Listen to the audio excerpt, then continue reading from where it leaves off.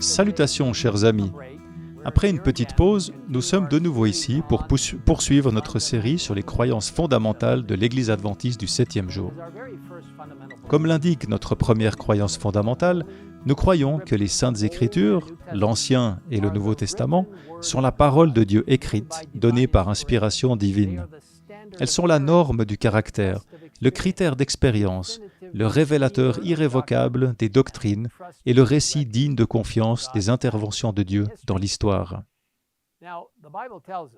Dans le psaume 119, qui est le plus long psaume de la Bible, au verset 105,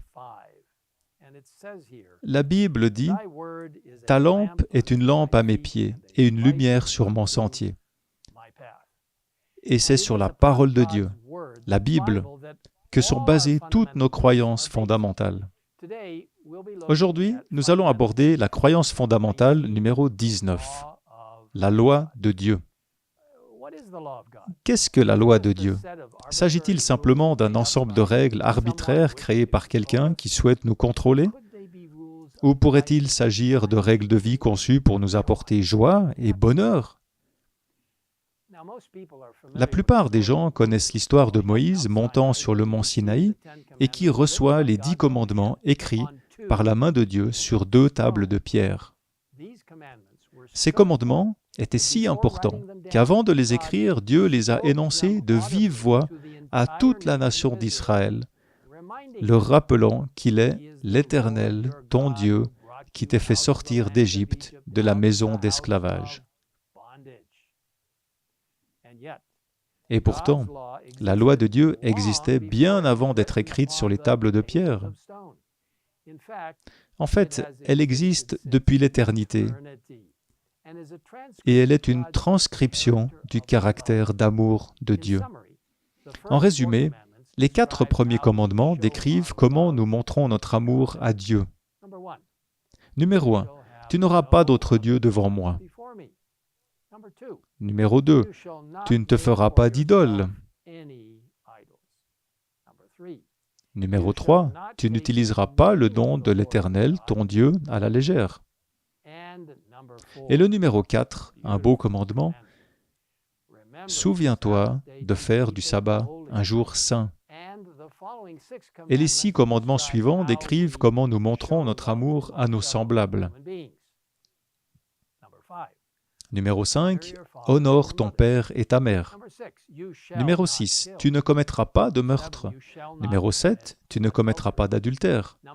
Numéro 8, tu ne commettras pas de vol. Numéro 9, tu ne porteras pas de faux témoignages contre ton prochain. Numéro 10, tu ne convoiteras pas les choses d'autrui. Vous voyez, mes amis, nous avons ici 10 préceptes de Dieu, brefs mais complets, qui font autorité et qui, contrairement aux lois humaines qui ne réglementent que le comportement extérieur, vont beaucoup plus loin, révélant ce qu'il y a dans nos cœurs. Ellen White écrit « Il n'y a aucun mystère dans la loi de Dieu.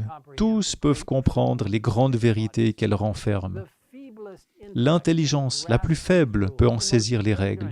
Le plus ignorant peut régler sa vie et former son caractère d'après cette règle divine. »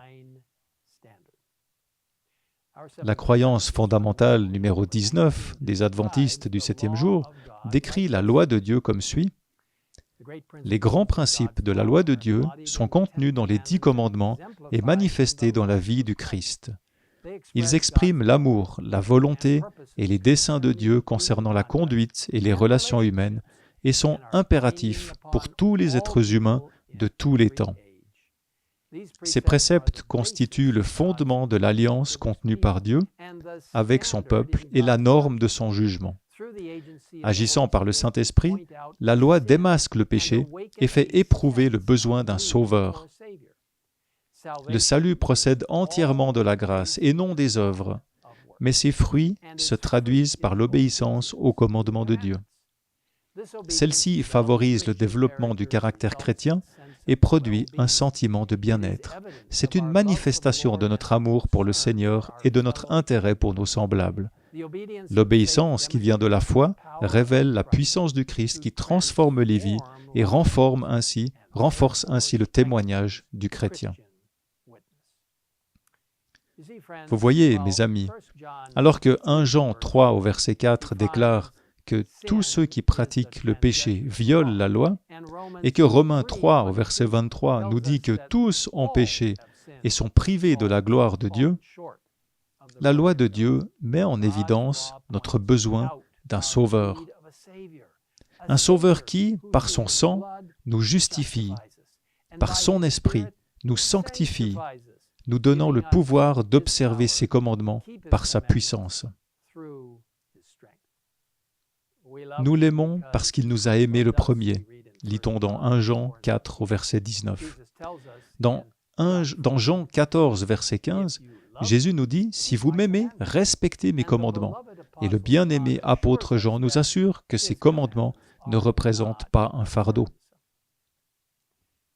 Mes amis, il y a beaucoup plus à apprendre sur cette importante croyance fondamentale que nous n'avons pas le temps d'aborder dans cette courte vidéo. Je vous encourage donc à visiter le site indiqué sur l'écran. Vous pourrez en apprendre davantage sur la loi de Dieu et ses implications pour nous aujourd'hui. En conclusion, prenons un instant pour considérer comment la loi de Dieu est une inspiration pour l'âme. Le psalmiste a déclaré « Combien j'aime ta loi! Je la médite toute la journée.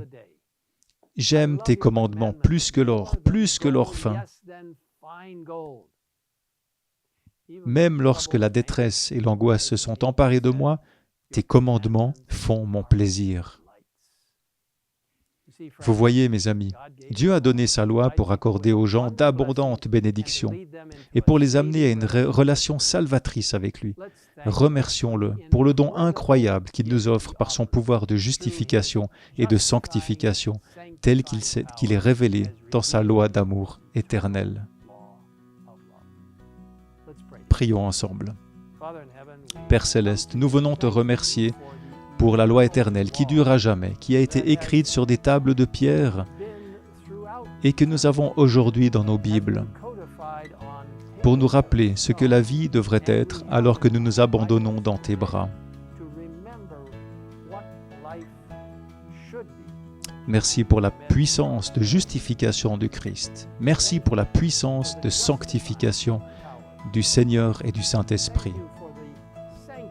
Nous te demandons de nous aider à nous rappeler que la loi de Dieu est la transcription de ton caractère et que ton caractère est amour. Merci de nous avoir écoutés. Au nom du Christ. Amen. Thank you for hearing us in Christ's name.